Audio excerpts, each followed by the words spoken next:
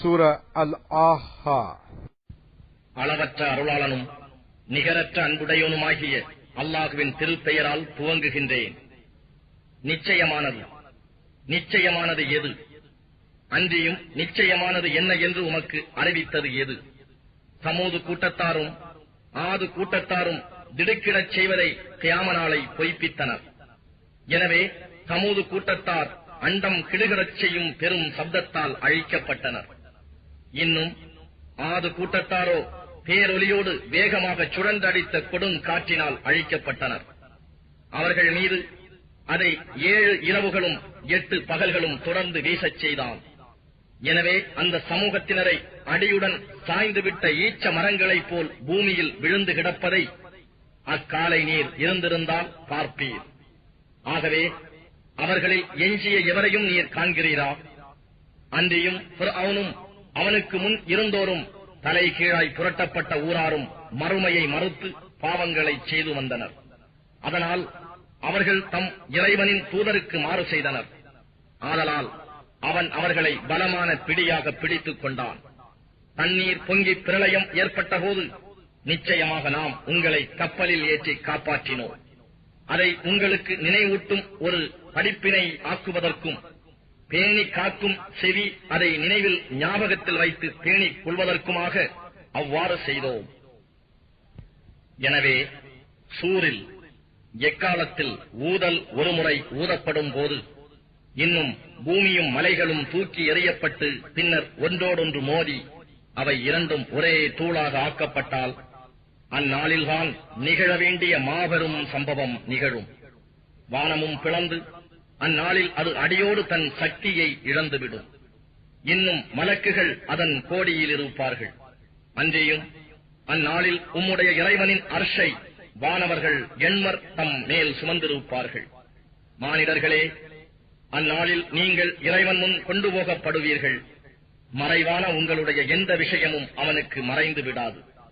ஆகவே எவருடைய பட்டோலை அவருடைய வலக்கையில் கொடுக்கப்படுமோ அவர் மகிழ்வுடன் இதோ என் பட்டோலையை படியுங்கள் என கூறுவார். நிச்சயமாக நான் என்னுடைய கேள்வி கணக்கை திட்டமாக சந்திப்பேன் என்று எண்ணியே இருந்தேன். ஆகவே அவர் திருப்தியான சுக வாழ்க்கையில் உயர்ந்த சொர்க்கத்தில் இருப்பார்.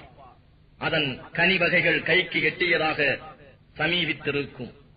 சென்று போன நாட்களில் நீங்கள் முற்படுத்தி அனுப்பிய நல்ல அமல்களின் காரணத்தால் நீங்கள் இப்போது மகிழ்வோடு புசியுங்கள், இன்னும் பருகுங்கள் என அவர்களுக்கு கூறப்படும். ஆனால் எவனுடைய பட்டோலை அவனுடைய இடக்கையில் கொடுக்கப்படுமோ அவன் கூறுவான், என்னுடைய பட்டோலை எனக்கு கொடுக்கப்படாமல் இருந்திருக்க வேண்டுமே. அன்றியும் என் கேள்வி கணக்கு என்ன என்பதை நான் அறியவில்லையே. நான் இறந்தபோதே இது முற்றிலும் முடிந்திருக்க கூடாதா? என் செல்வம் எனக்கு பயன்படவில்லையே. என் செல்வாக்கும் அதிகாரமும் என்னை விட்டு அழிந்து விட்டதே என்று அரற்றுவான். அப்போது அவனை பிடித்து பிறகு அவனுக்கு அரிகண்டமும் விலங்கும் மாட்டுங்கள். பின் அவனை நரகத்தில் தள்ளுங்கள். பின்னர் 70 முழ நீளமுள்ள சங்கிலியால் அவனை கட்டுங்கள் என்று உத்தரவிடப்படும். நிச்சயமாக அவன் மகத்துவமிக்க அல்லாஹுவின் மீது ஈமான் கொள்ளாதிருந்தான். அன்றியும் அவன் ஏழைகளுக்கு தானும் உணவளிக்கவில்லை, பிறரையும் உணவளிக்க தூண்டவில்லை. எனவே அவனுக்கு இன்றைய தினம் அனுதாபப்படும் எந்த நண்பனும் இல்லை. ஷீல் நீரை தவிர அவனுக்கு வேறு எந்த உணவும் இல்லை. குற்றவாளிகளை தவிர வேறு எவரும் அதை புசியார். ஆகவே நீங்கள் பார்ப்பவற்றின் மீதும் சத்தியம் செய்கிறேன், நீங்கள் பார்க்காதவற்றின் மீதும் சத்தியம் செய்கிறேன். நிச்சயமாக இது நாம் அருளியவாறு ஓதி வரும் கண்ணியமிக்க தூதரின் சொல்லாகும். இது ஒரு கவிஞனின் சொல்லன்று. எனினும் நீங்கள் மிகவும் சொற்பமாகவே நம்புகிறீர்கள். இது ஒரு குறிகாரரின் சொல்லும் அன்று. எனினும் நீங்கள் சொற்பமாகவே இதை நினைந்து நல்லறிவு பெறுகிறீர்கள். அகிலத்தாருக்கெல்லாம் இறைவனிடம் இருந்து இது இறக்கி அருளப்பட்டதாகும். அன்றியும் நம் மீது சொற்களில் சிலவற்றை இட்டுக்கட்டி கூறியிருப்பாரானால் அவருடைய வலக்கையை நாம் பற்றி பிடித்துக் கொண்டு பின்னர் அவருடைய நாடி நரம்பை நாம் தரைத்து விடுவோம். அன்றியும் உங்களில் எவரும் நாம் அவ்வாறு செய்வதை தடுப்பவர்கள் இல்லை.